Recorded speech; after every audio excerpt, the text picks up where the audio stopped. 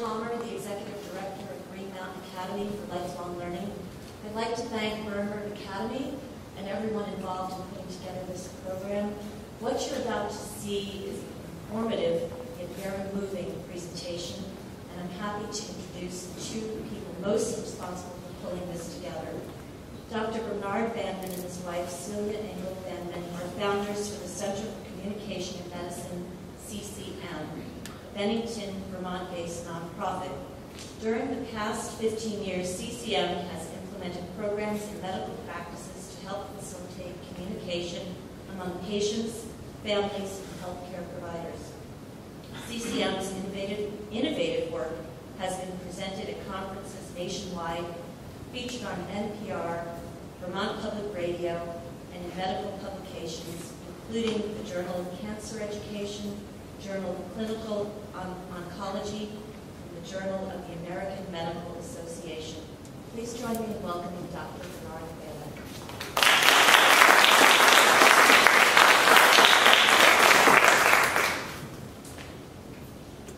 Good evening, everybody.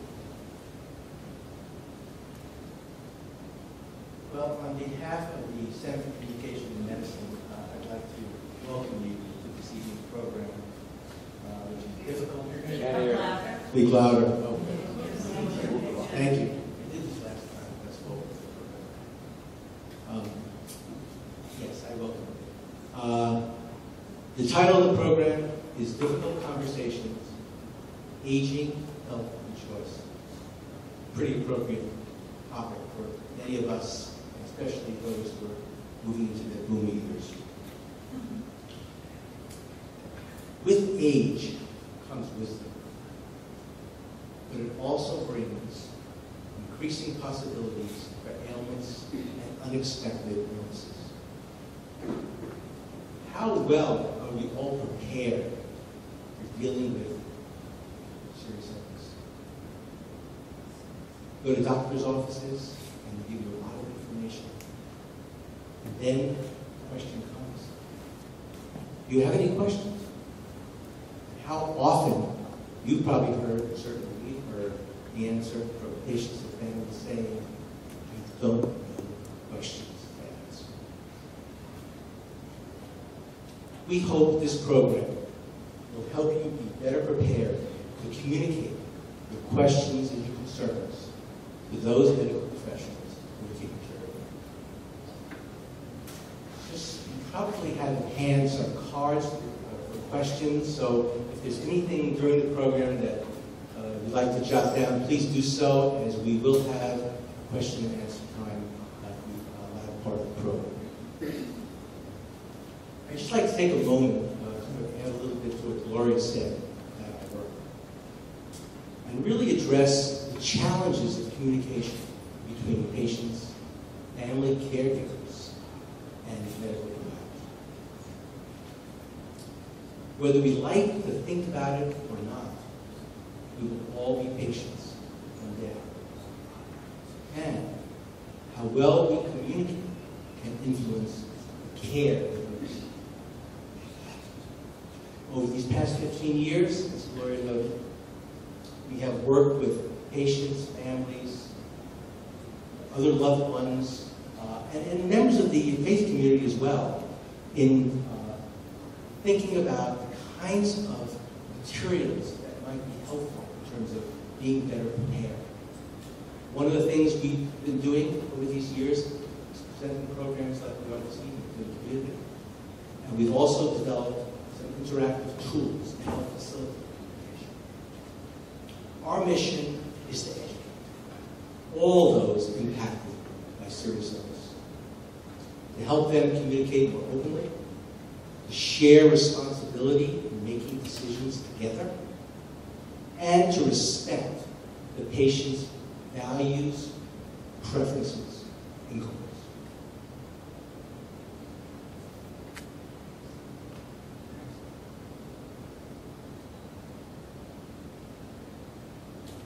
The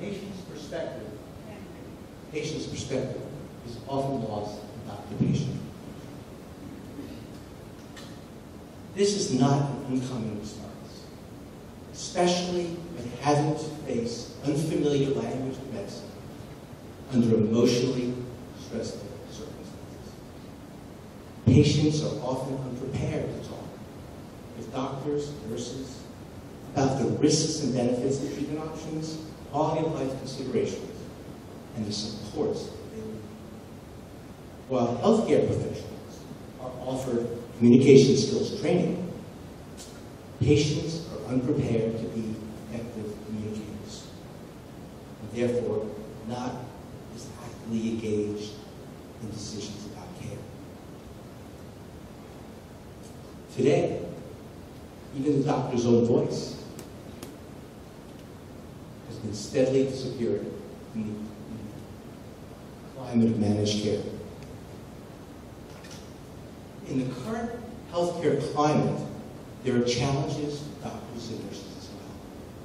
There are pressures with time, with documentation, and they're really being pushed in a direction in a way that they do not prefer to care for patients. Part of this is institutional, part of this is insurance, but it's reality. So,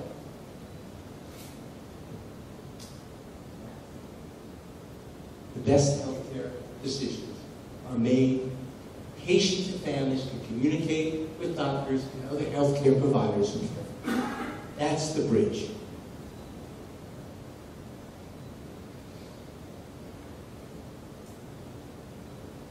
Next slide.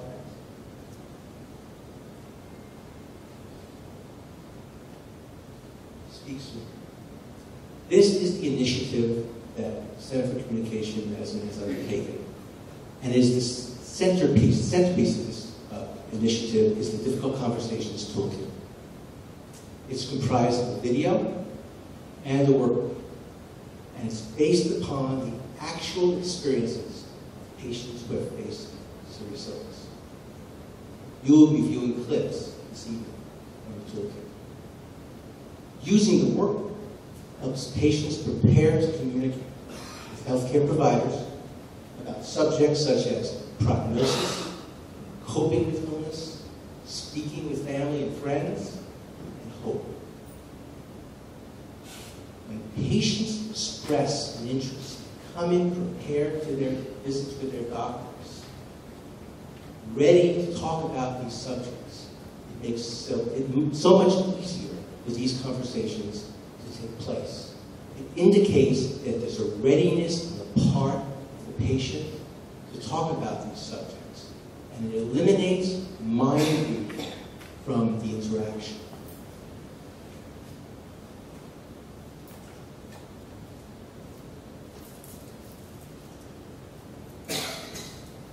The first video we're going to look at this evening focuses on communication with patients and doctors. And it's titled, What You Need for a Good Doctor.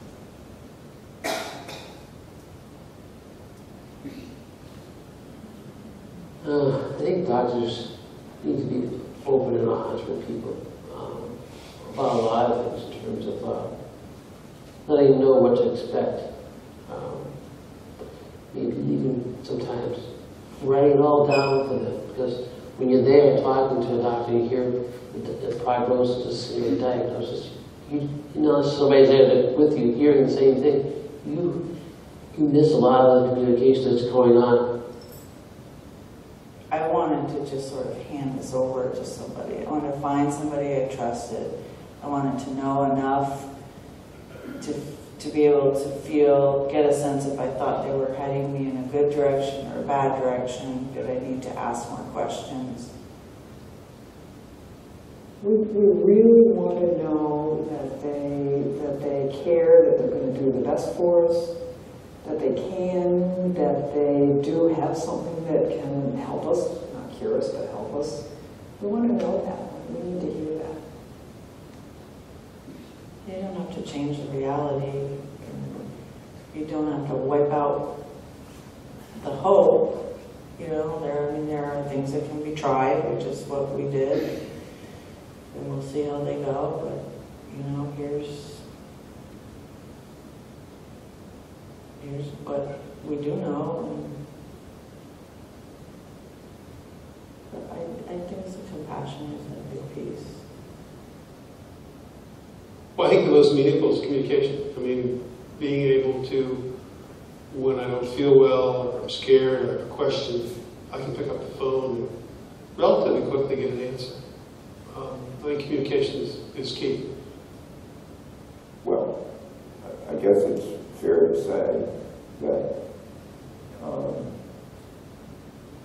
the clinical practice of medicine for me is probably the most important thing that I have in terms of my well-being. But my well-being as a concept and as a goal and as a way of life is even more important than what they can do for me medically.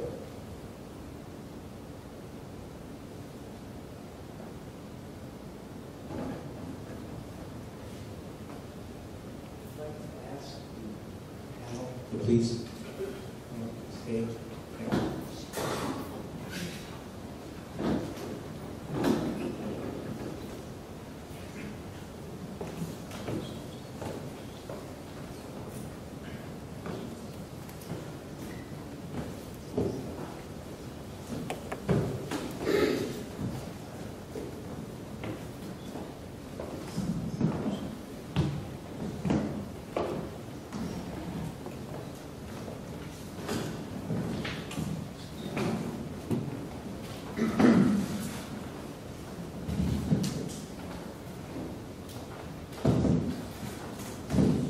Let me just remind the panel that to pull the mic out when you do talk and just pass it back to the people behind, so everyone can all hear. Some people are not hearing me.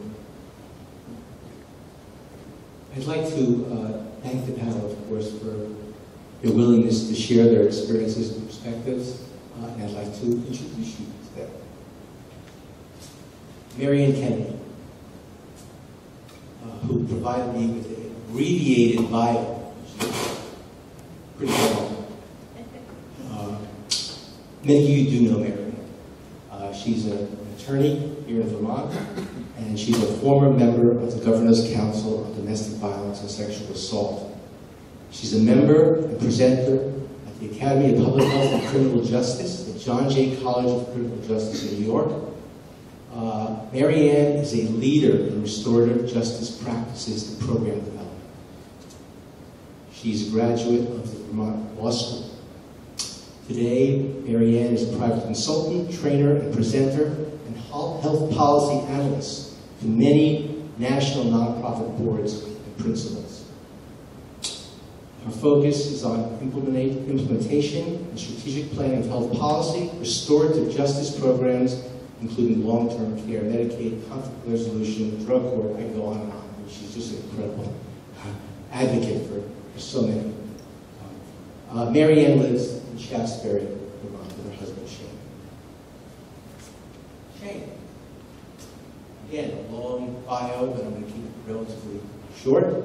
But Shane is a very influential and respected leader in the national energy sectors and has been working in that area since 1982. He's very well known in the state of Vermont. More recently, he has become the executive director and technical director for the New York Propane and Gas Association, and he's a columnist for National Energy Magazine. Shane Shasta. And then we have David Kennedy Cutler. And David, Marianne's son, by the way, was raised in Sandgate, Vermont, up in the hills. He attended this very school. He attended Berkeley Academy. He went on to go to the Rhode Island School of Design, and he is now an artist living in Brooklyn. And again, many accomplishments. He has work shown in many well-known museums. And if you want to know more about him, I told David I'd say Google him. Orion Howard, Dr. Orion Howard. Some of you do know him. He is the medical director at the Southwest Vermont Regional Cancer Center. He attended Williams College, Cornell Medical School, and he trained at Dana-Farber Cancer Center. He is Marianne's.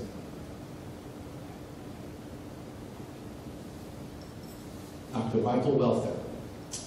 Again, some of you know him well. He's been a physician, primary care doctor in Arlington, Vermont for over 27 years, and someone that many doctors themselves go to as their doctor.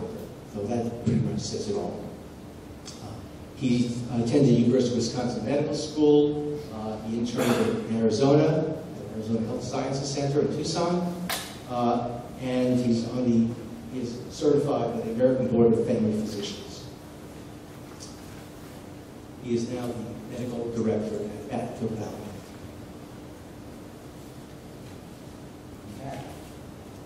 Some of these people do not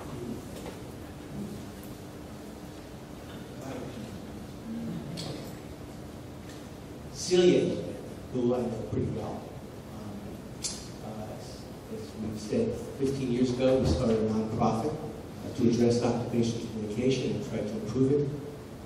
Celia is a writer. She's not a medical professional.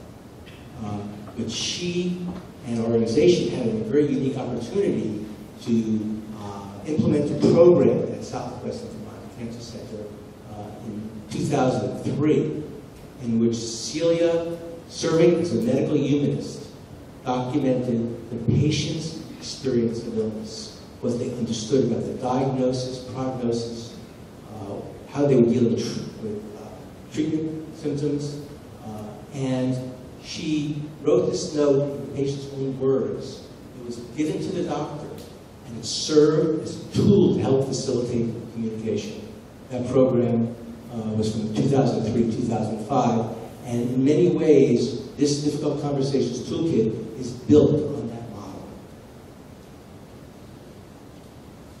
Meaning, she's no longer writing down what the patient's words are. The patients themselves are now advocating for themselves. So let's begin the panel discussion. And where do we begin? We begin at the beginning. And that is with primary care doctor, Dr. Welfare. Because how often it happens that it is that person who, if you're fortunate, you know very well, is the person who will sit down with you and really explain what's happening. So I wanted to start with Dr. Welfare to really share with us how he revealed the diagnosis. Thank you. I've known Marianne, Shane, and David for a long time. Going back to some of the first years I was in Arlington, David and my daughter grew up together and went to Arlington High School, Arlington Elementary School for a while, and parted their ways, but we've been together for a long time. And I played basketball with Shane on occasion. He's pretty good. And then Marianne and I, of course, have been seeing each other, not just as doctor-patient, but we've served on some committees, and she had a lot to do with the development of that health center. But this is a very interesting story, how this all came about. It begins with a bear. And Marianne can maybe fill in some of the details a little bit more, but she was chased by a bear. And she was walking near her house, the bear saw her, and Marianne took off. And she took off and ran as fast as she possibly could. And she had chest pain, and she almost collapsed. And in the process, she went to the emergency room, and she ended up having a small heart attack, what we call Takotsubo syndrome, which is called broken heart syndrome. She had no abnormal heart arteries. She just had an overstressed heart from running so fast. She went through that process of getting checked out and evaluated and found that her heart was healthy. She went to cardiac rehab. But then she had trouble in cardiac rehab because they put you on a treadmill, they exercise you, and then try to get you back to your full exercise tolerance and health. But she had trouble getting exercise. And when we look back, her x-ray at the hospital said, there was a questionable little spot there. And when she got to Albany, they said her chest X-ray was fine. When she was having more trouble breathing, we said, well, maybe it's just from stress, maybe it's the heart did a little bit of damage and just needs more time. But she just wasn't improving, so we ended up doing some more x-rays. chest x-ray that led to a CAT scan that led to other testing. And unfortunately, we found some masses. And these masses were in the lung. And in the process of doing further tests, we found that some of the masses were in the brain. And that this was not an early stage, this was an advanced stage. That process obviously was difficult because it was completely unexpected. So we had a chest x-ray earlier that was either minimal or not even noticed, and this was a shock. And as part of the way I usually like to handle it, I like to have everything kind of ready to go when I tell the patient, and in this case the family, what the situation is. So we had her ready to go to see Dr. Howard, and to be ready to figure out what the next steps would be to decide what the course of treatment was going to be. I'd like to now ask Marianne, what was it like hearing the diagnosis? And the other part of that is knowing Dr. Welther as you have for so many years, what were your expectations of him?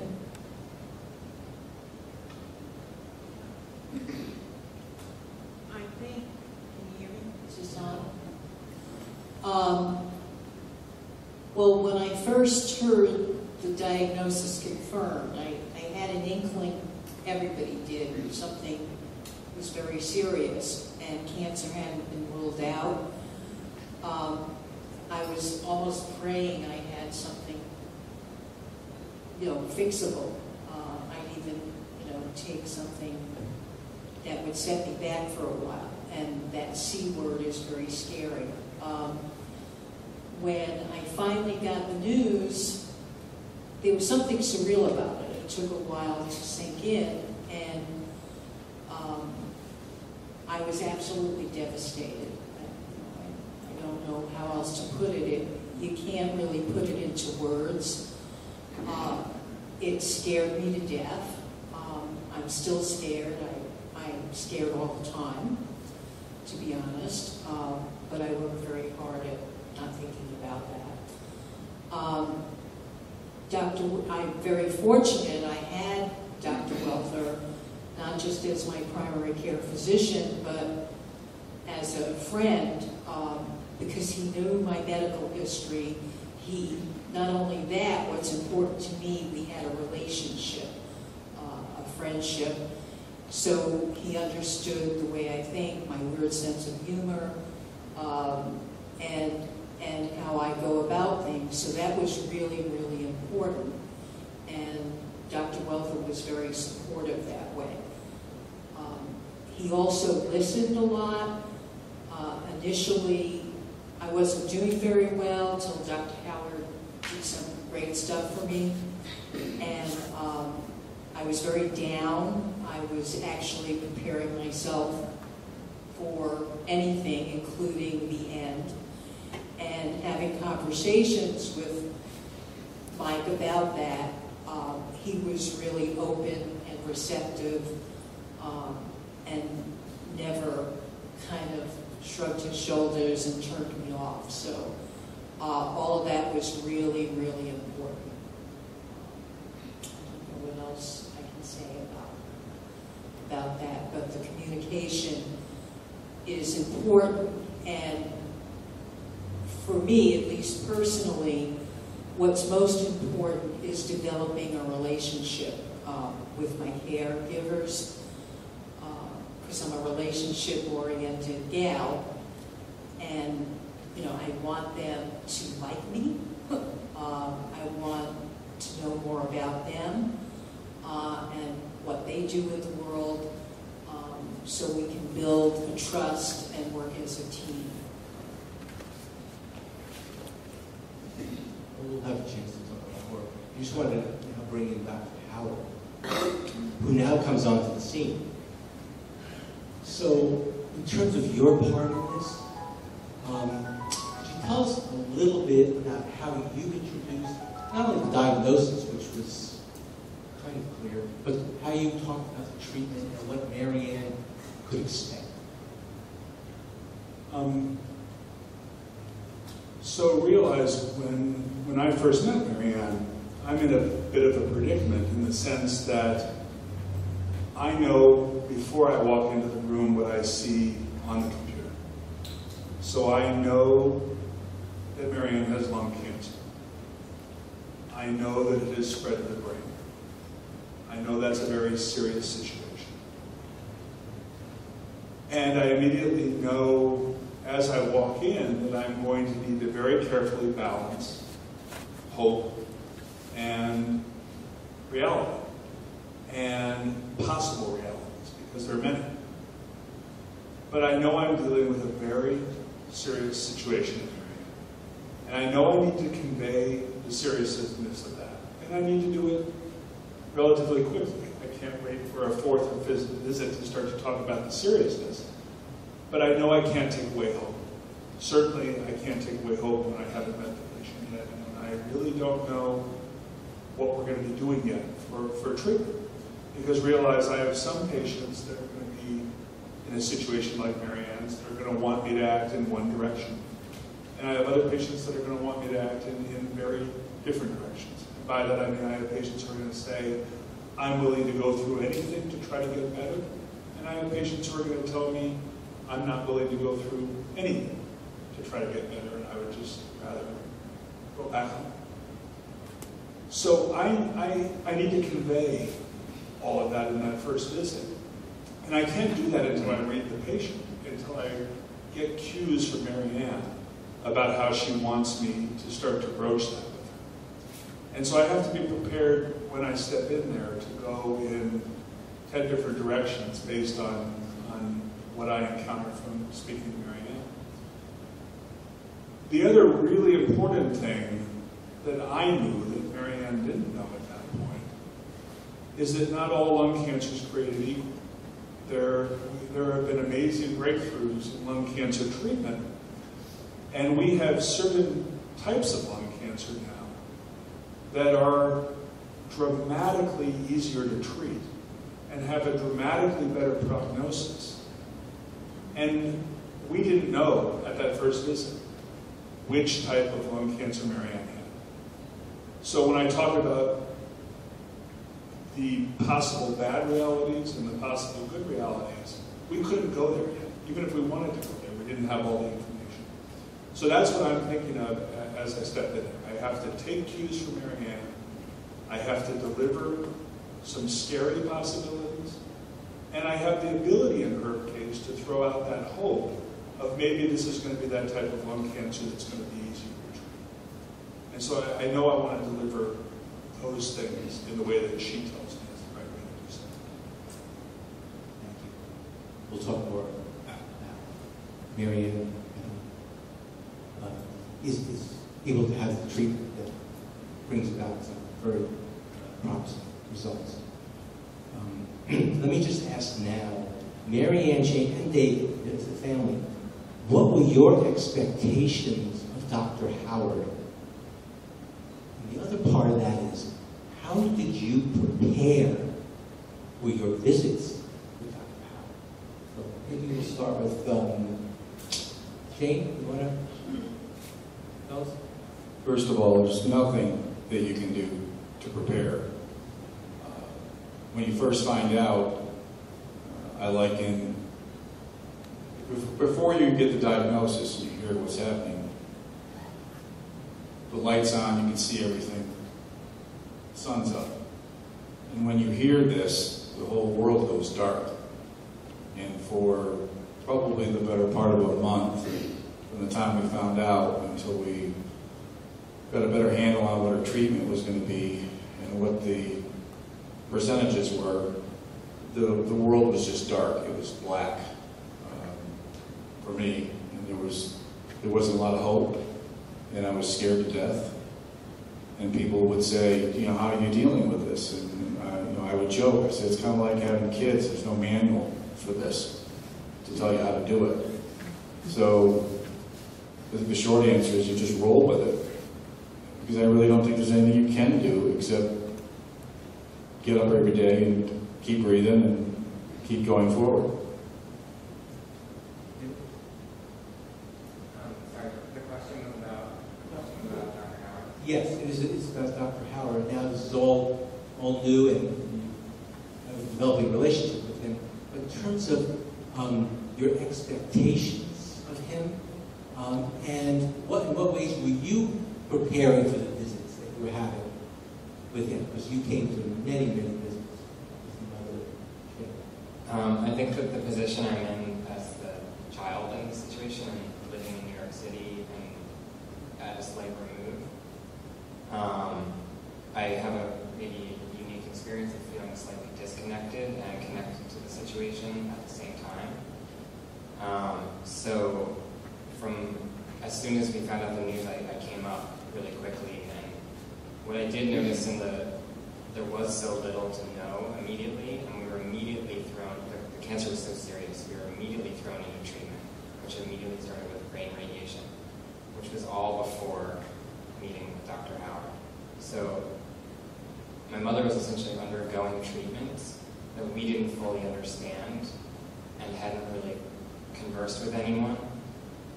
And it felt overwhelming, but it was being explained to us that we couldn't wait even a day or a week to start doing this.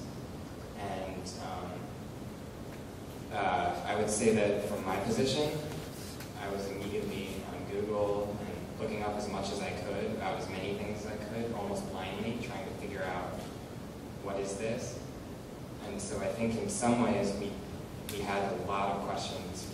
I was actually not at the first visit with Dr. Howard, I was in New York, but I'm pretty sure that we had more questions than he could even answer for that first visit.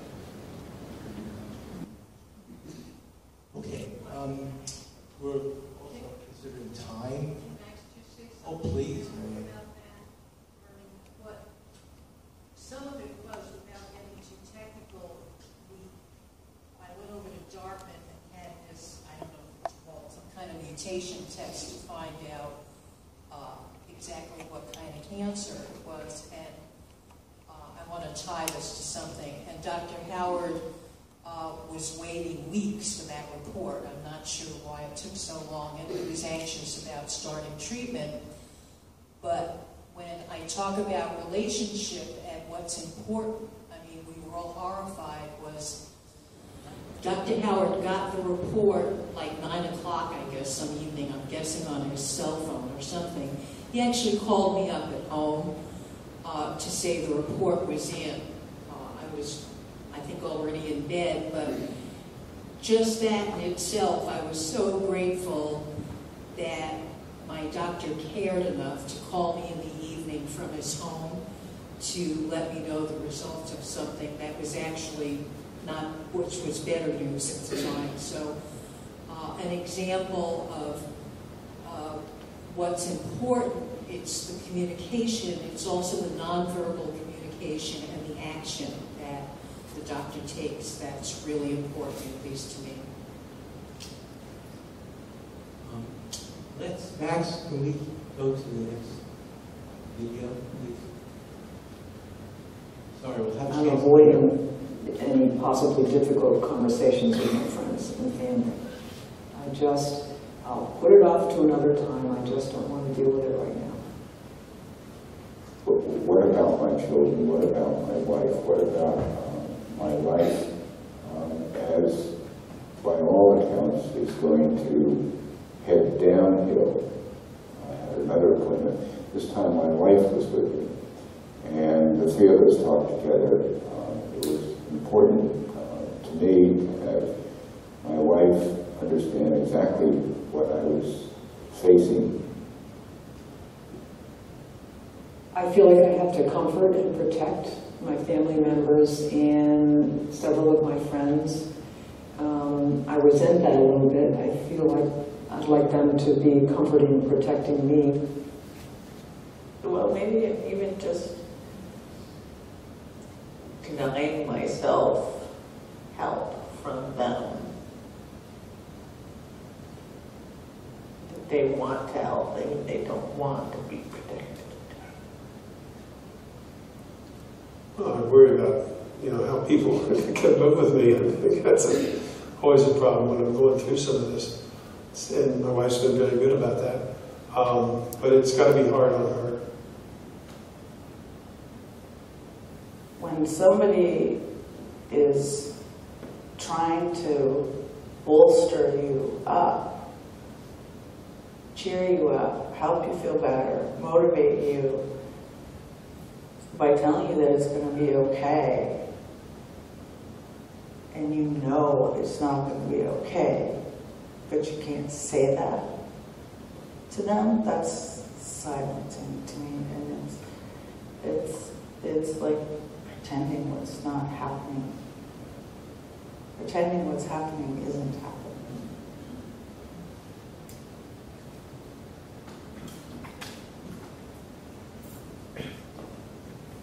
As you're already hearing from the panel, particularly Marianne, Shane, and David, how complex family issues are. And of course, our purpose in showing you this particular clip is to have further discussion about this very issue and really ask Marianne, how do you go about asking your family, your friends about what you need? How do you do that? That's actually really hard, speaking for myself. One of the difficulties, the big difficulty I'm having is I've always been very independent and carried 10 balls in the air at one point, and I took care of everybody. And everything, I used to kid Shane how many men can marry a woman and have a wife who can do wifely tasks and clean your clothes or whatever, and also do your will and your estate plan. So considering myself quite competent and being able to do a lot, it's really hard for me to ask for help. Not that I fear it'll be denied, but I don't want to be a burden on anybody. I don't want to burden my family. I don't want to burden my friends. I want to be able to do for myself. And that's the most important thing to me around quality of life issues, is that I'm able to do things and to enjoy life and be able to do things for myself and others.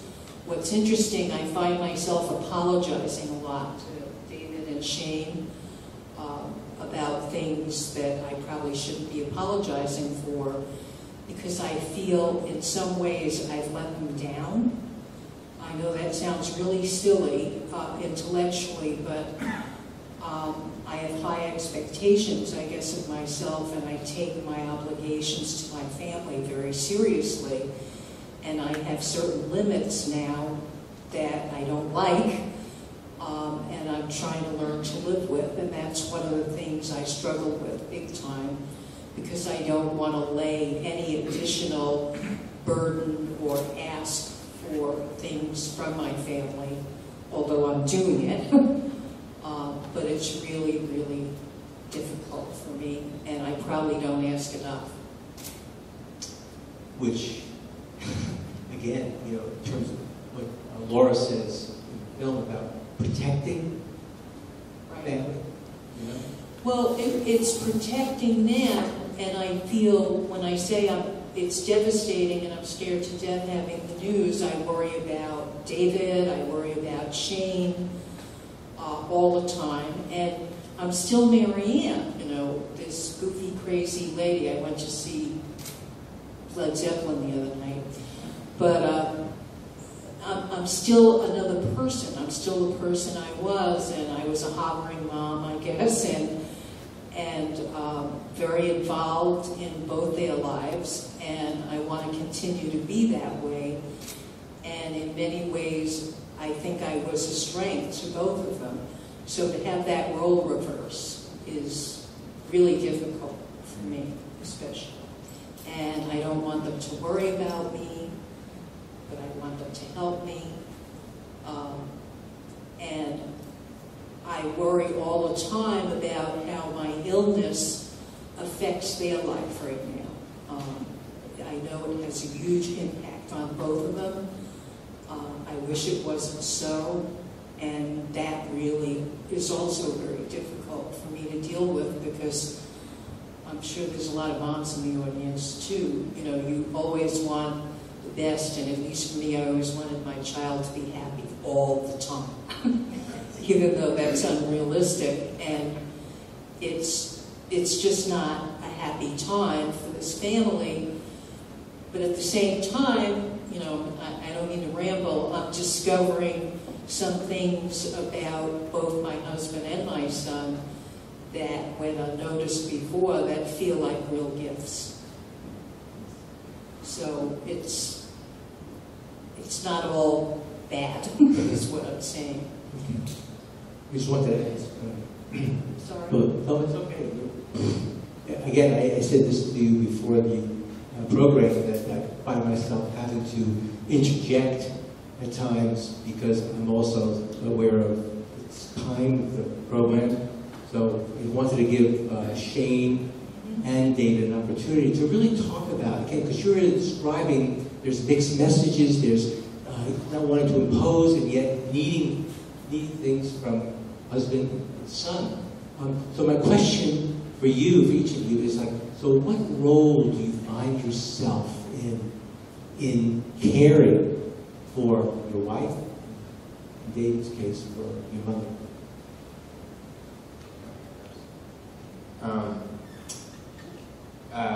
I mean, I think that within the first 2 weeks, we had a lot of really, really difficult conversations, because the prognosis was really bad. And I think that Shane and I each kind of fulfill a role, and I alluded to this before, but in some ways Shane probably has a bigger burden because he's there all the time. And I get to go away and deal with this from afar. I guess it's just hard to try to figure out how to be as helpful as possible while also having their own life that is not local or near, and just trying to carry on your life at the same time as always. Because my mom can't escape it, and Shane can't escape it. All I can do is try to help.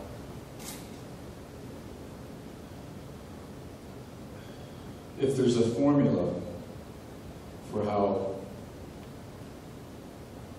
the care is supposed to fit together, at least from my perspective, I don't know what it is. I know it's out there. I can't write it down. I can't touch it. I can't smell it. I can't see it.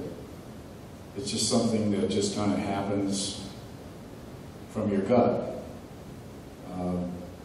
This sounds simplistic, but I think half of it is just physically being there. I have found that, and I haven't said this to you, but I have found that at some point during these past months, a certain amount of calm has kind of overtaken me. Other than I can't really articulate what that means. It's just, maybe it's because, you know, there's before diagnosis and then there's after. And everything before was whatever jumble and mess it was, and today it seems like life is a hell of a lot simpler. Probably because I'm not worried about the bullshit that I worried about before the diagnosis. And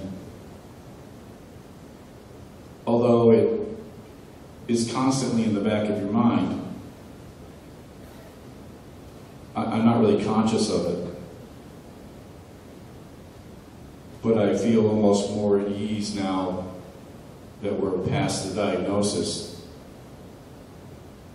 than I did beforehand. Even in the weeks and months leading up to what we feared was going to be bad news, life was still kind of that pre-diagnosis chaos that we all know. And afterwards, it's like, again, to use a metaphor, it's like someone threw a switch and everything changed on that day. At 2:30 in that afternoon on a Tuesday, when we found out, life started over again in its own way. And as I said earlier, there's no manual, there's no book, there's no how-to guide. There's no how to help your wife through cancer for dummies book. There's none of that. You just kind of, my strategy is just to physically be there. Sounds like it works. Right? I just want to say that through that chaos, we developed a team.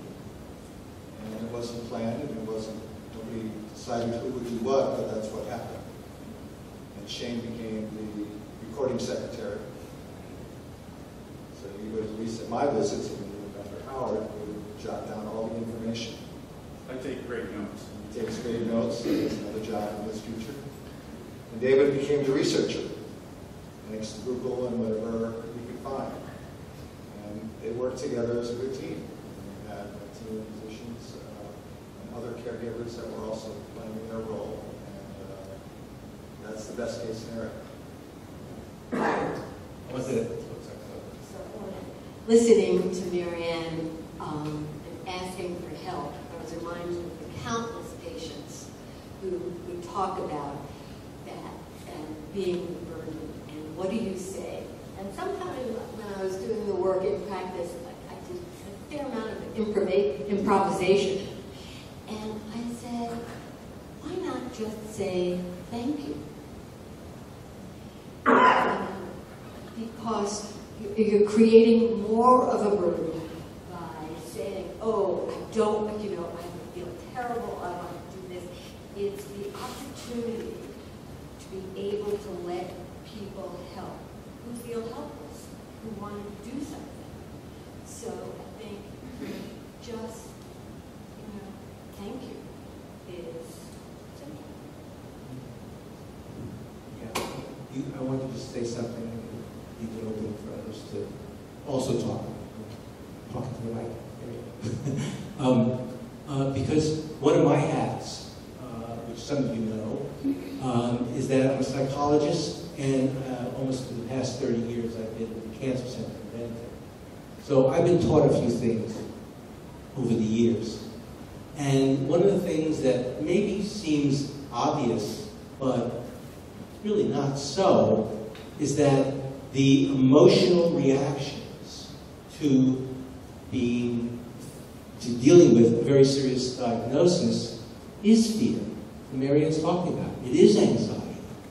And so often I would be talking with patients' family members, and I would say it this way. I say, these are normal emotions under these circumstances. But they need to be addressed. Because they can get in the way. They can, in terms of even energy level, the worry that's there, and to utilize the resources that are available. We have them here, in terms of support services, but how critically important that is.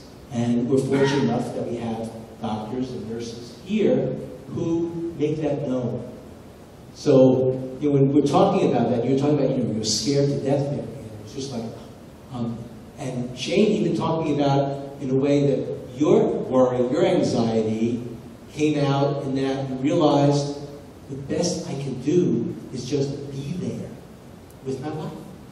And the whole notion that you feel helpless to do something, and you kind of think about, what big thing can I do? What can I? And in many ways, what we're hearing is, it's just be there.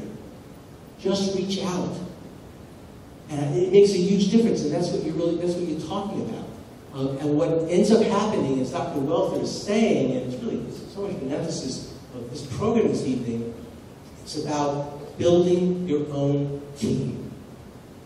I remember, I tell this story, we had the good fortune many years ago, in the late 90s, of working with an oncologist here in Bennington. His name was Jim Wallace.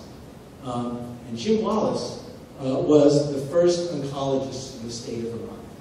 So he worked at National Cancer, National Institute of Health way back when. In other words, Sidney Farber, like Dana Farber, was his friend and colleague. And what he said over and over again is that what you need is a team. You need a team. You need to be able to help patients build that team, including some reaching out to spiritual, religious, whatever it may be, faith community. So, we're touching upon the notion of team, and it's really critical. And, this is without prompting. These folks who are living it, involved in, are really talking about that. So I hope that one of the things that really gets conveyed this evening is you really have to be able to reach out to those who can help in supporting you as a team member. Actually, Dr. Wallace's quote is, "Cancer is a team sport." Anything else that any of you on the panel would like to talk about in terms of family and friends? Or should we move on to... The only thing I would like to just touch on is the importance of friends. I'm very fortunate. I have great friends, and without my having to ask, they set up a food chain. People brought me food. Some of them are in this room, and to just, be there. It's wonderful. Anything else? Go on to our next video clip. Max, please.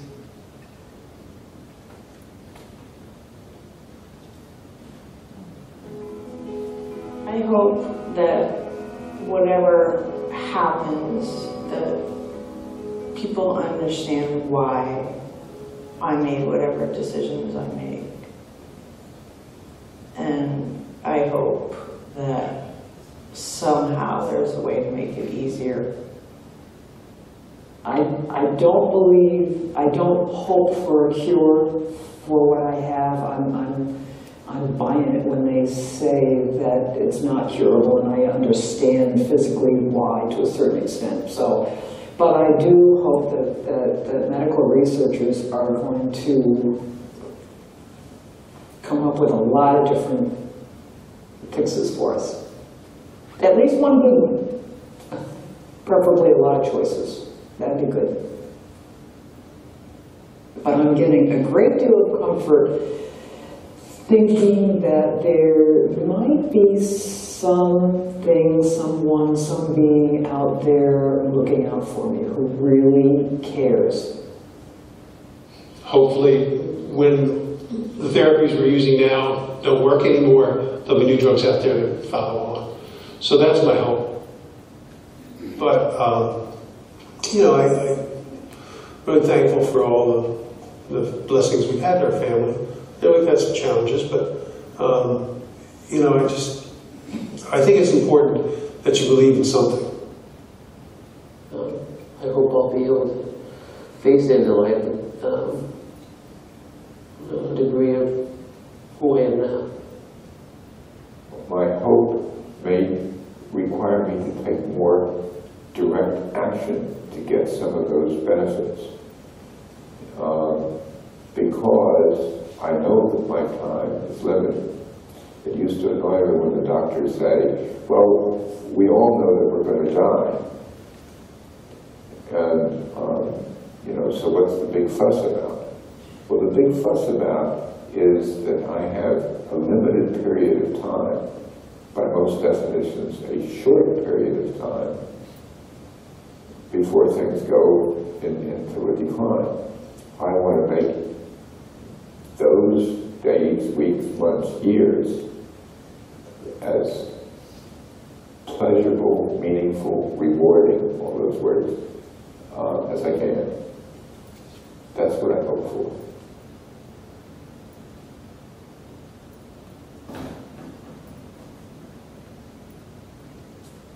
Hope. Dr. Howard actually talked a little bit about, maybe quite a bit about that at the beginning. So I'd like to kind of go back to you and ask you, how do you, in your practice, seeing many patients now over many years, how do you address hope, what patients can hope for?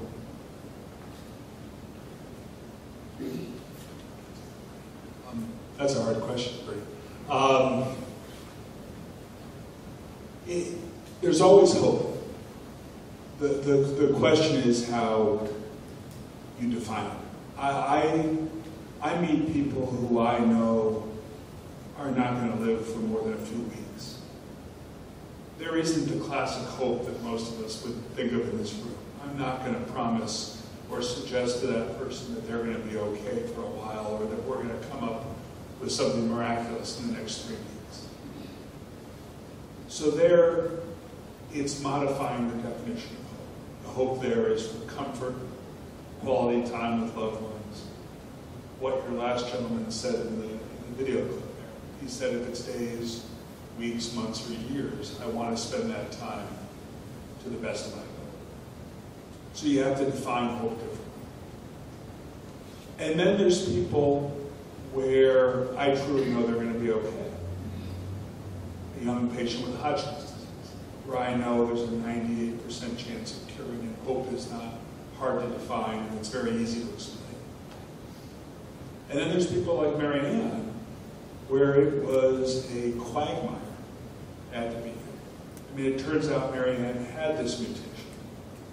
While we were waiting for that to come back, and it took God awfully long for Dartmouth to give us the answer. The first 3 times they tried, they couldn't get the result. They didn't get a negative result or a positive result. They got a failed test, which worried me that it was going to be negative, and then suddenly it comes back positive. We actually treated Mary Ann in a way that we would not have done had we known she had that mutation, because I was too worried about where she was going in the short term. And Mary Ann had the disease in 2 places which medically are very different. The brain, which we treat with radiation and radiation alone, and the body, which we treat with this remarkable new medicine which is out there. And the medicine that's treating her body, we have a lot of hope for. We also have to deal with the brain, which we have a different set of hopes for. So it's a very complicated answer. But I think, coming back to the beginning, there's always a way to define hope for somebody the first time around. And you just have to modify how you want to define it. I guess Dr. Welter, you have some thoughts about hope. I think hope is a moving target, and how it starts and how it evolves over time can change. Some people do very well adapting. First, people want quantity of life, then it has to kind of evolve into quality of life. And that can be a very difficult transition and a very difficult discussion. And from my standpoint, it's difficult to get a feeling sometimes from patients. Mary Ann was certainly very communicative, but she's the exception, not the rule. And it's hard sometimes because you also have family members who have different expectations. Family wants quantity, not quality. Family wants this, and sometimes the individual doesn't have the willpower or self-confidence to say what that person wants. So it can be a very difficult discussion, a very difficult thing to understand and to guide. Sam, you want to talk about hope? Really?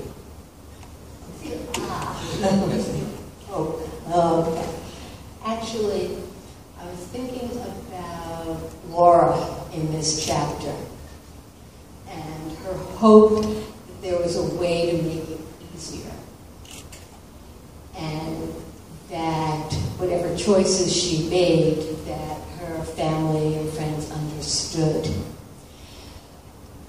But when I think about what is easier, I had the sense at the time, and I had it again listening tonight, about her compassion for herself, and that how she could make this easier, and in turn it'd be part of that conversation. And what is hope changes minute to minute, hour to hour, day to day, and what we hope for. So I think it's an important piece know, in coping with illness, and it changes, and it's those moments. Ask Marianne, what you hope for?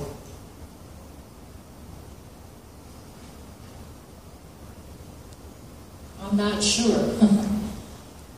That's a tough question. My main hope is it would all go away, but that's not going to happen probably.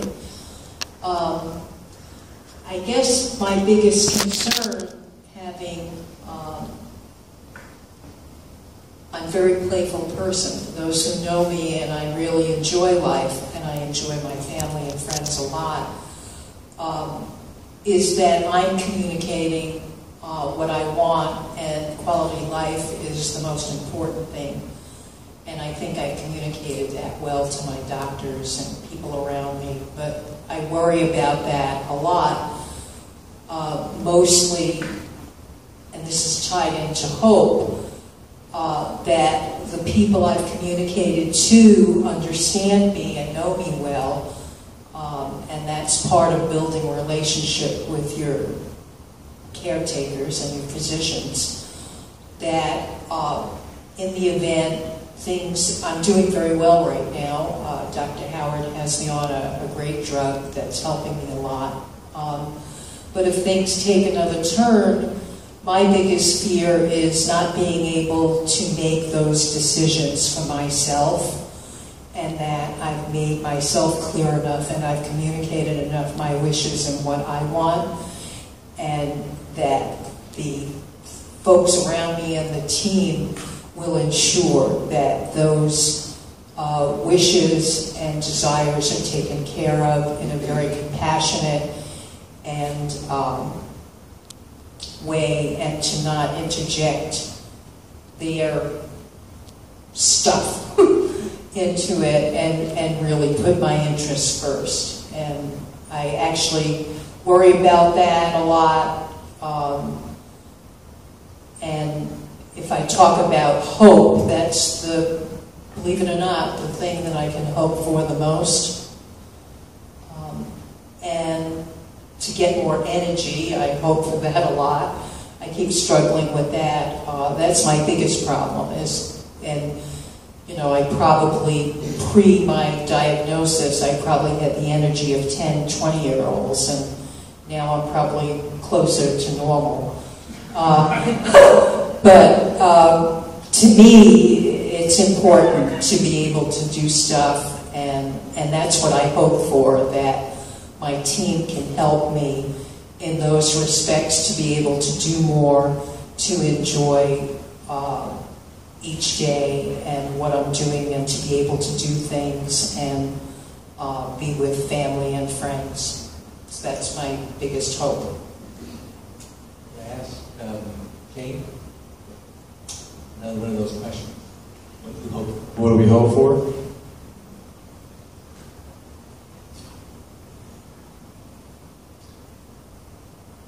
The obvious, longevity.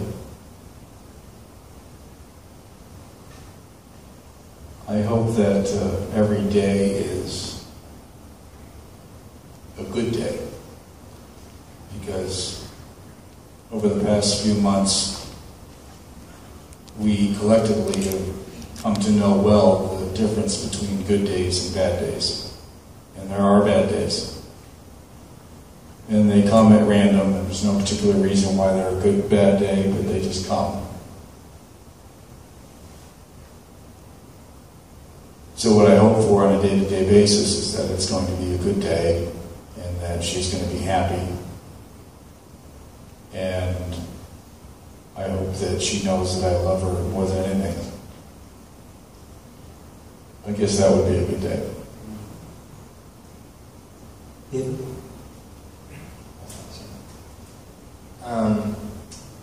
I think in some ways I got what I hoped for already, which was the prognosis was extremely bad when I first got it, and it was almost like a tidal wave hitting, I guess, and everything was so overwhelming and immersive, and what I wanted from my mother more than anything was time and the drug that she's on has given her that already, because she wouldn't have it without it. And the time that I hoped for would be that for a few moments of feeling without cancer, or feeling without the burden or the darkness or the doom being so all-consuming. And that's what I hope for.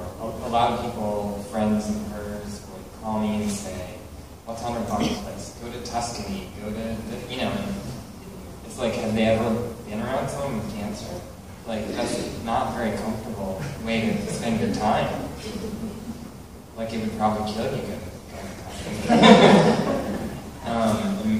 Great way to go. When people are really sick and they want comfort, they want love, and they want to feel better.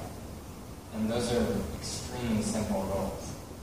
And in some ways, my hope has already provided, because my mom is still here. She wasn't supposed to be upon first diagnosis.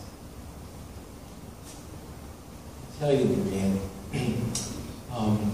what you, whether you recognize it or not, do for everyone around you who are part of your team, care about you, is that you do make it easier. Because I hope you can all appreciate how remarkable you are in that you're letting other people know. We use the word communicate, A+, because you are so clear about what you need, what matters to you, including, as you just talked about, what your values are and what your preferences, goals. These are all these medical terms, but they mean something. And you've let everyone around you know what matters. And it really helps them to be able to care for you or be with you. Ashamed to just be with you. It helps your healthcare team know what really is important. So the lesson learned for the people who are fortunate enough to be here this evening, and I mean fortunate enough, to really learn something that you can all take away with you. Yes, it's about building a team, but it's about building a team that truly understands you and will respect you and be there for you. So, thank you. Really, this is extraordinary. What I want to be able to do, stop talking for a moment, is to provide opportunities for all of you to ask questions of the panel, and we have a little time to do that. So let me just read what Rachel Dunn said, because it's about questions. The most important questions don't seem to have ready answers, but the questions themselves have a healing power when they are shared. It's exactly what we're doing this evening. So, I did note earlier, I was supposed to tell you have cards if you wanted to write questions down. Not required. But I wanted to take this time to ask you if you have questions or comments, things you'd like to say at this point that we'll ask the panel. Yes. How do you create a team? I live in San Antonio in the winter, and when your long-term physicians that you have very good relationships with are spread all over the city and don't communicate with one another, how do you go about creating a team, and who takes the lead role? I'm assuming it's the patient. It's a great question. And I'll repeat it for the sake of everyone hearing it. When, in this case, you're living down in San Antonio, and your providers, your healthcare providers, are in different places. All over the city in different groups. In different groups, right. How do you help create the team, and who is really in charge of my care? So I'm just posing that question, and I'm going to turn it over to the panel to see if they have some thoughts about that. It's a great question. It's one of the reasons I'm here. I mean, in Boston, Dana Dana-Farber, there are 675 oncologists who work in that building. But they're all oncologists. The surgeons aren't there. The surgeons are over at Brigham and Women's Hospital. There's a survivorship clinic down on the first floor, or it was on the first floor. Even in a place like that, which is one building that everybody is in, or at least one city block, it was very hard. Up here, it's beautiful. I mean, if I need to talk to the primary care doctor, I know his phone number by heart. It takes about 20 seconds to get Mike on the phone. It takes him about 20 seconds to get me on the phone. But I also share a lot of people with, let's say, Florida. I mean, we have snowbirds up here. And I have people up here who get their summer treatment up here and get their winter treatment in Florida. You can do it. You can definitely do it. It's harder. I don't think it's quite as good as it could be if you're all under one roof. But it's definitely doable. But to answer your question, I think when the patient takes the lead on that, it makes it work. When the patient looks at any of us and asks us to make it work, it's very hard. It's very hard. It's hard to get all the records in place. It's hard when a CAT scan's in Florida and I have a written report and I'm asking my radiologist to compare an image to a written report and we can't get the films and we have to ask for them to be mailed and it delays things 5 days. And then I have patients who carry every disc of every scan they've ever had in their binder and that makes it work. Then when my radiologist needs to compare, I look at the patient and say, here, this is my last CAT scan from Florida. So when the patient takes responsibility for that, as much as we don't want to put that burden on the patient, that's really what makes it work.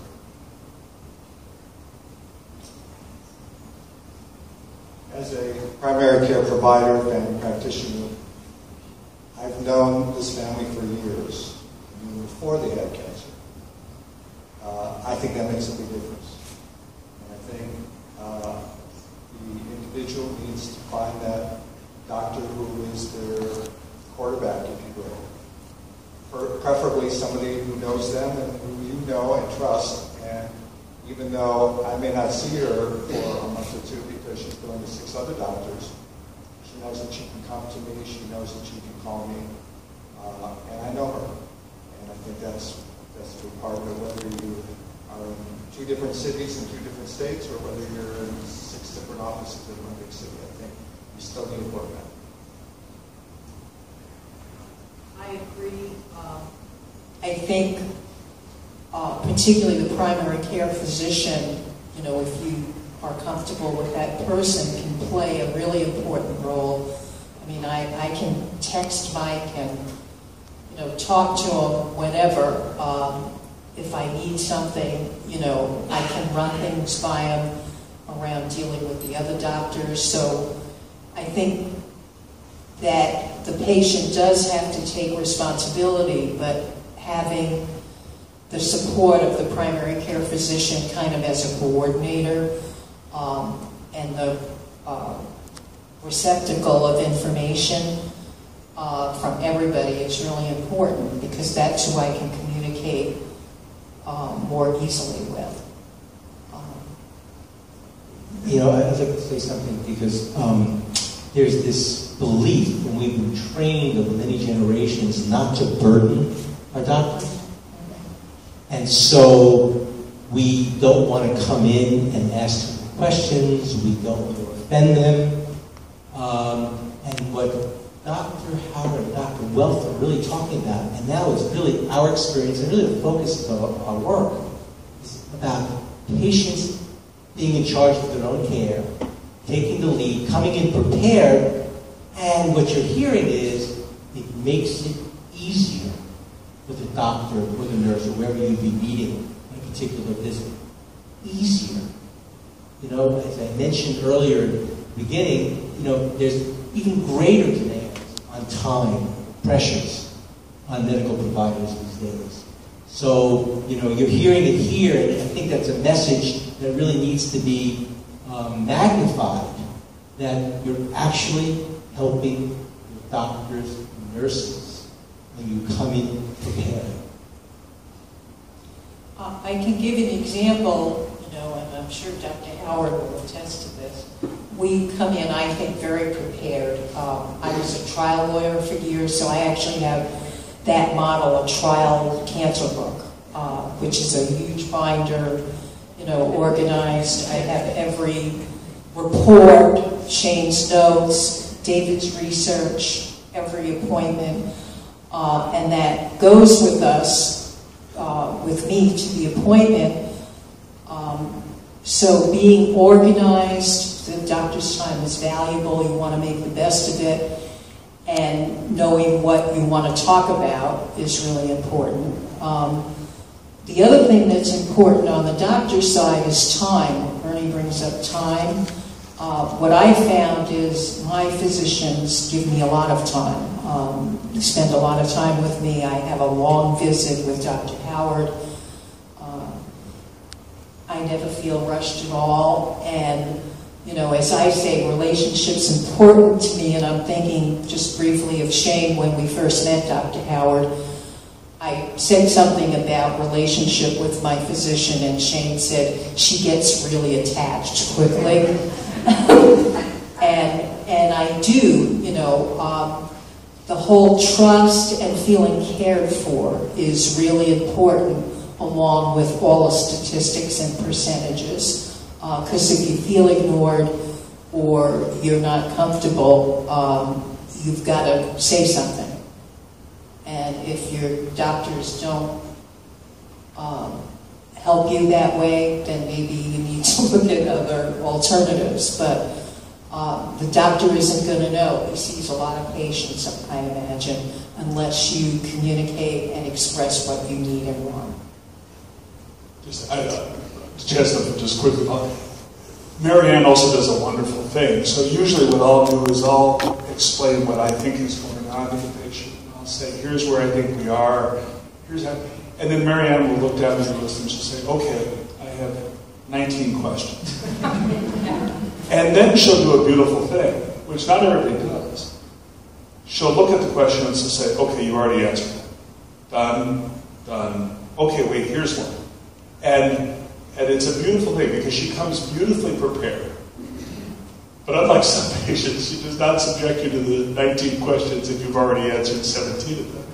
And it's a beautiful way for her to be organized that allows us to accomplish a lot without further rush.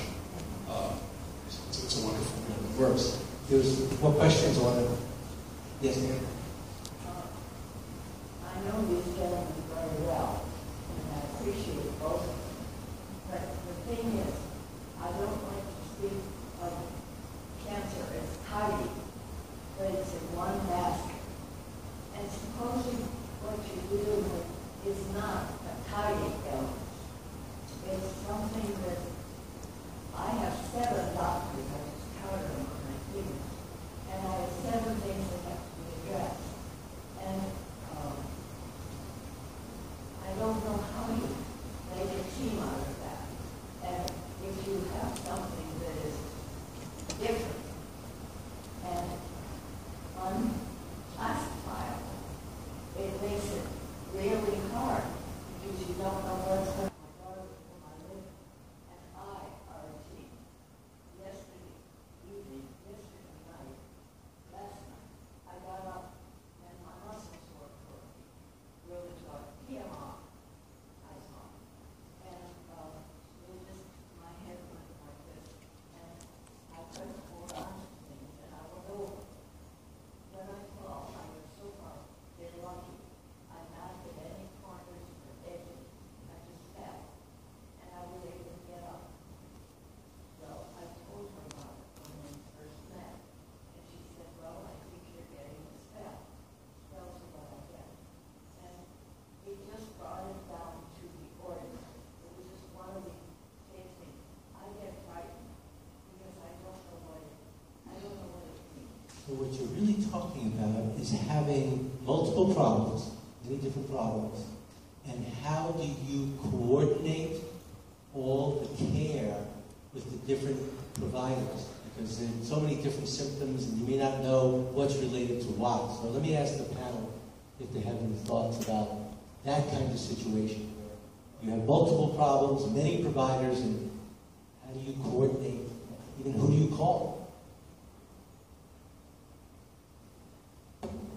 As the primary care provider, again, we become kind of the place where things funnel to. So if you have multiple specialists involved in different areas, most of their reports, most of the time, come to us. So we can help at least interpret it and try to help guide someone. And if we don't know what's going on, then we try to find that person. And if that person is not giving us, patient, myself, the answer we're looking for, then we look somewhere else. Sometimes we do get dead ends. Sometimes we don't have answers. Sometimes we just have to persevere and do the best we can with what we have, with the tools we have. And again, quality over quantity. Just try to make every day as positive as we can. Any other questions? Yes. You know most of you. I just want to say something to Mary Ann. How you talked about how you were always had so much energy and you were always going in so many different directions. And I think as women, and especially as mothers, we're always taught that it's like, it's not about you. But right now it is about you. It's all about you. And you're allowed to make it all about you. And you're allowed to, you have to give yourself permission to do that and to ask people for what you need, to say, this is what I need from you today. And if you don't have the energy to do something, give yourself the permission to spend a day on the couch watching trashy TV or whatever. You don't have to be the energetic person that you were before. It's all okay. And you really need to make yourself know that and know that you lived in this community for a really long time and you have given so much to the community, and now it's time for the community to give back to you. Thank you. Yeah, very nice. Any more questions? It's hard to see. Anything else? Just thank you for sharing your story and for your honesty. And it was really amazing for you to do this. Absolutely. Now, let me say this because I said it and I say it.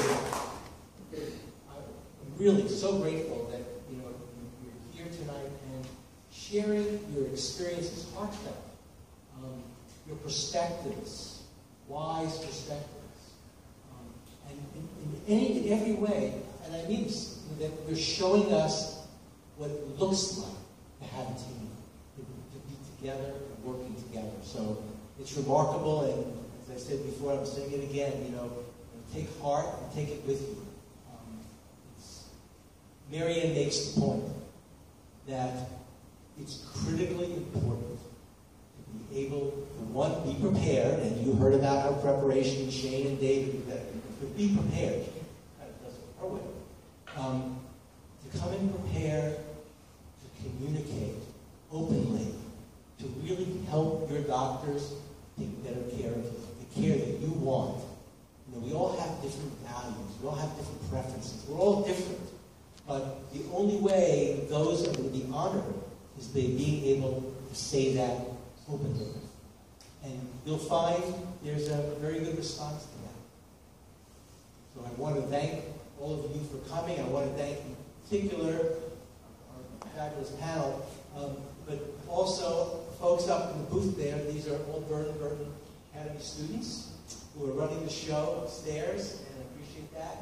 The help of Bill Mensch and Jim Posa, do this stuff in the theater, really mentor these students. I'd like to thank Gloria Palmer and the Green Mountain Academy of Lifelong Learning for helping to put on this event this evening. And I want you just to keep in mind that it really is about building a team. As challenging as it may be, Dr. Welter said something really important here. To really utilize your primary care doctor. And If you're having difficulties navigating the healthcare system, go to your primary care. They can be a key person to access care, get answers. One last note, and that is we referenced the Difficult Conversations Toolkit this evening, which is a tool to help prepare patients for their visits with their doctors. And that toolkit is available free online. And you can download the workbook portion of it at speaksooner.org. And if anyone is interested in this is what it looks like, the hard copy. If anyone's interested in this, you also can get this online at speaksooner.org. So we want to make these materials, these tools, available to everybody here and hopefully everywhere.